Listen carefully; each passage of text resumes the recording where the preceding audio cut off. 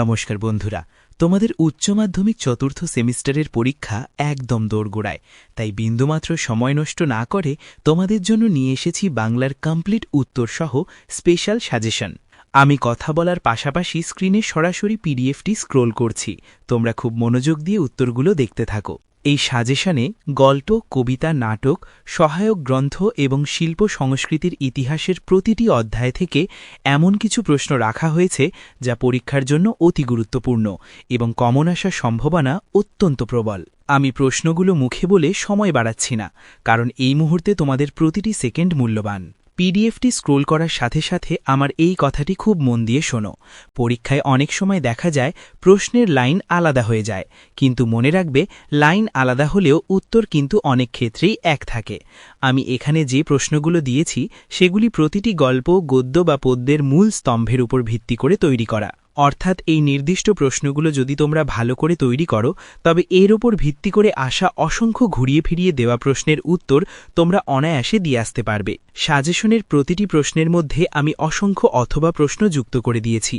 উত্তরগুলো পড়ার আগে ওই অথবা প্রশ্নগুলো দেখে নেওয়া তোমাদের জন্য খুবই দরকার, কারণ তবেই তোমরা বুঝতে পারবে যে একটি উত্তর দিয়ে কত রকমের প্রশ্নের মোকাবিলা করা সম্ভব। এখানে একটি বিশেষ বিষয় পরিষ্কার করে দিই। প্রবন্ধ রচনার ক্ষেত্রে সাধারণ প্রবন্ধগুলোর উত্তর সাজেশনে দেওয়া থাকলেও জীবনীমূলক বা তথ্যসূত্র ভিত্তিক রচনার জন্য আমি এখানে একটি বিশেষ ছক বা ফরম্যাট দিয়ে রেখেছি। এই একটিমাত্র ছক জানিলে তোমরা যে কোনো জীবনী লিখতে পারবে, তবে এই ছকটি কিভাবে বাস্তব উদাহরণের মাধ্যমে প্রয়োগ করতে হয় তা বিস্তারিত বোঝাতে আমি ডেসক্রিপশন বক্সে একটি ভিডিওর লিঙ্ক দিয়েছি। এই সাজেশনের ছকটি দেখার পর তোমরা লিঙ্কে দেওয়া ভিডিওটি অবশ্যই দেখে নিও, তাহলে জীবনীমূলক রচনা নিয়ে তোমাদের মনে আর কোনো সংশয় থাকবে না। পুরো ভিডিওটি একদম শেষ পর্যন্ত দেখো এবং প্রতিটি প্রশ্নের কাঠামো লক্ষ্য করো। আশা করি এই গোছানো সাজেশনটি তোমাদের পরীক্ষায় সেরা ফলাফল করতে সাহায্য করবে। পরীক্ষায় অনেক সময় দেখা যায় প্রশ্নের লাইন আলাদা হয়ে যায়, কিন্তু মনে রাখবে লাইন আলাদা হলেও উত্তর কিন্তু অনেক ক্ষেত্রেই এক থাকে।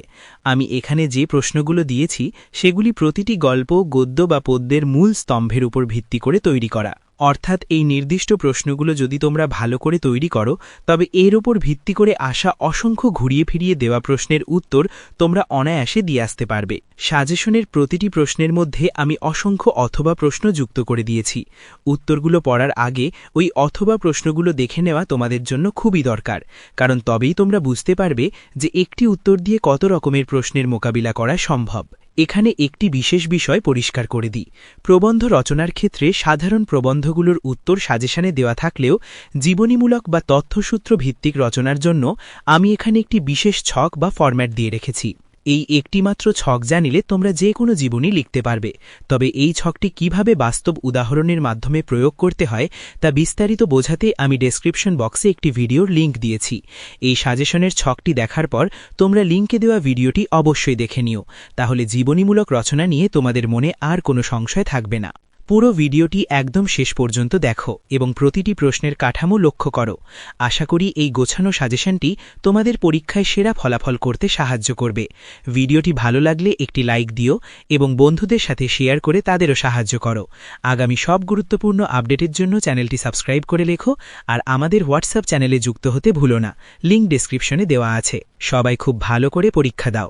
তোমাদের সবার জন্য অনেক শুভকামনা রইল।